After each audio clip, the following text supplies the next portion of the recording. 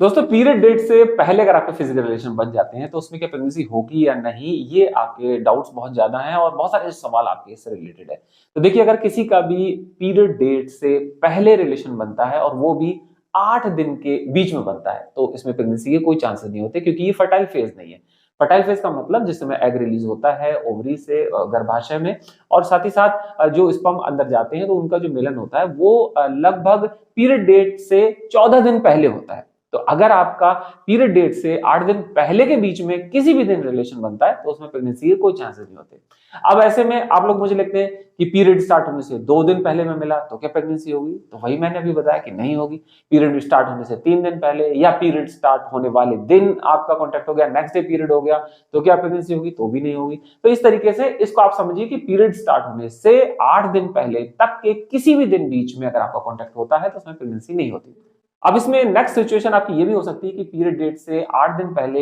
आपने बीच में किसी भी रिलेशन बनाया और उसमें आपने आईपीएल का भी इस्तेमाल कर लिया, तो क्या ऐसे में प्रेगनेंसी होगी या नहीं, तो प्रेगनेंसी तो नहीं होगी। बट आईपीएल का इस्तेमाल करना यहाँ बिल्कुल गलत है, ये आपका सही डिसीजन बिल्कुल नहीं है, क्योंकि ये फर्टाइल फेज नहीं है, इसमें तो प्रेगनेंसी होती ही नहीं है। तो अगर आपको पता है कि फिक्स टाइम पे पीरियड आते हैं और उस डेट में हमारा पीरियड आ जाएगा और उससे 8 दिन के बीच में कहीं पर आपका रिलेशन बना है, तो ऐसे में टैबलेट का कभी इस्तेमाल मत करिए, ये सही नहीं है। तो इसका अब नेक्स्ट 3 महीने पे जो इफेक्ट पड़ेगा आप नहीं जानते, बहुत सारी दिक्कतें होती है, बहुत सारी कॉम्प्लिकेशंस रहेंगी, पीरियड नॉर्मल तरीके से नहीं आएंगे, इरेगुलर टाइम पे रहेंगे, उसके बाद भी क्रैम्प्स होंगे, दर्द होंगे और थोड़ा अनकंफर्टेबल फील होगा। तो और पीरियड को फिक्स होने में कम से कम 3 से 4 महीने लगेंगे, तब वो टाइम पर आएंगे और तभी फिर आगे आप कैलकुलेट कर पाएंगे कि कौन से सेफ डे होते हैं, कौन से अनसेफ डे। बहुत सारे लोगों को सेफ और अनसेफ डेज के बारे में नहीं पता। सेफ डे वो होते हैं एक पूरे पीरियड साइकिल में, जैसे कि किसी का 28 दिन का एक पूरा साइकिल होता है, किसी का 30 दिन का, तो 28-30 दिन के आसपास के जो फिक्स टाइम पे पीरियड लोगों के होते हैं उसमें कुछ दिन ऐसे होते हैं जिन दिनों में मिलने से प्रेगनेंसी होती है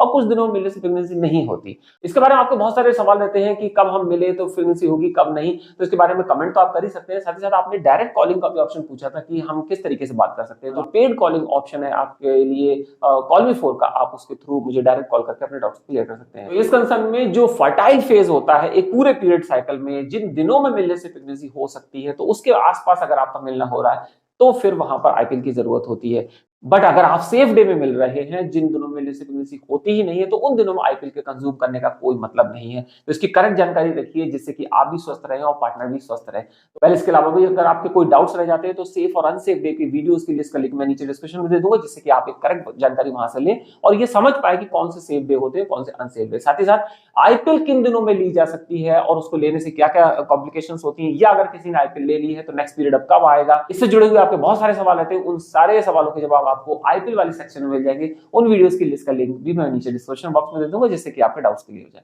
तो मिलते हैं नए वीडियो में, see you in next video and bye bye.